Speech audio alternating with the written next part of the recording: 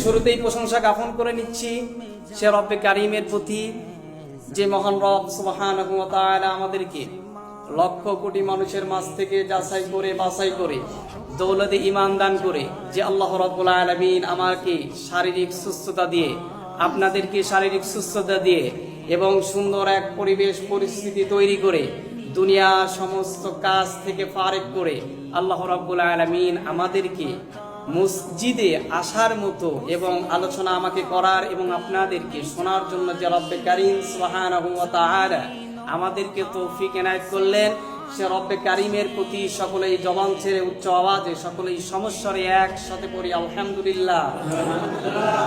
সকলেই পড়ছি আলহামদুলিল্লাহ। আল্লাহ রাব্বুল আলামিন আমাদেরকে ভালোবাসছেন বিধায় আজকের এই জুম্মার দিনে আমরা আসতে পেরেছি, ঠিক কিনা? যদি রব আমাদের উপর খুশি না হতেন তাহলে আমরা কি আজকের এই জুম্মার দিনে অ্যাটেন্ড করতে পারতাম নাকি? আমি আপনাদের বুঝাই দিচ্ছি কেন। আপনি এই রাস্তাঘাট, আমি যে রাস্তা দিয়ে আসলাম, আতাইকোলা বাজারের যে রোড, মেন সড়কের যে রাস্তা, অনেক মানুষ সেই রাস্তা দিয়ে চলাচল করতেছে কি করতেছে না? অনেক মানুষ হাসপাতালের বেডে আক্রান্ত আছে না নাই?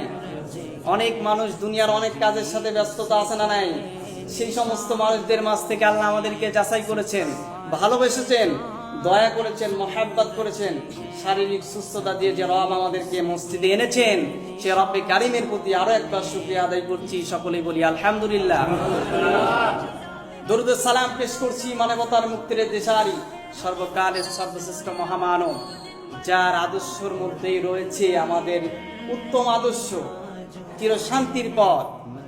যে আদর্শ অনুকরণ করলে পরকালে আমরা সাকসেসফুল হতে পারবো, সেই কথা আল্লাহ রাব্বুল আলামিন, এটা কি আমার কোনো বানানো কথা?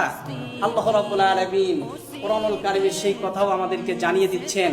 কোরআনুল কারীমের 33 নম্বর সূরা আহজাবের 21 নম্বর আয়াতে আল্লাহ তাআলা আমাদেরকে মেসেজ দিয়ে জানিয়ে দিচ্ছেন, লাকাদ কানা লাকুম ফি রাসূলিল্লাহি উসওয়াতুন হাসানা।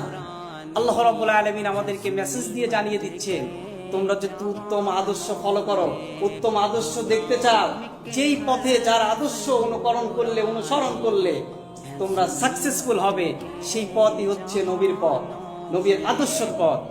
সেই পথে আমাদের চলার দরকার আছে না নাই?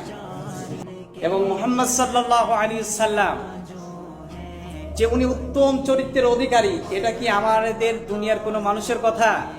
এটা কি আমাদের দুনিয়ার কোনো মানুষের কথা? সেই কথা আল্লাহ রাব্বুল আলামিন আমাদেরকে জানিয়ে দিচ্ছেন কোরআনুল কারীমের 64 নম্বর সূরা কলামের 4 নম্বর আয়াতে আল্লাহ তাআলা আমাদেরকে জানিয়ে দিচ্ছেন, ওয়া ইন্নাকা লাআলা খুলুকিন আযীম। তোমাদের মধ্যে উত্তম চরিত্রের একমাত্র অধিকারী হলো হযরত মুহাম্মদ সাল্লাল্লাহু আলাইহি ওয়াসাল্লাম। সেই নবীর প্রতি সকলে দরুদ ও সালাম পেশ করছি। সকলেই বলি সাল্লাল্লাহু আলাইহি ওয়াসাল্লাম।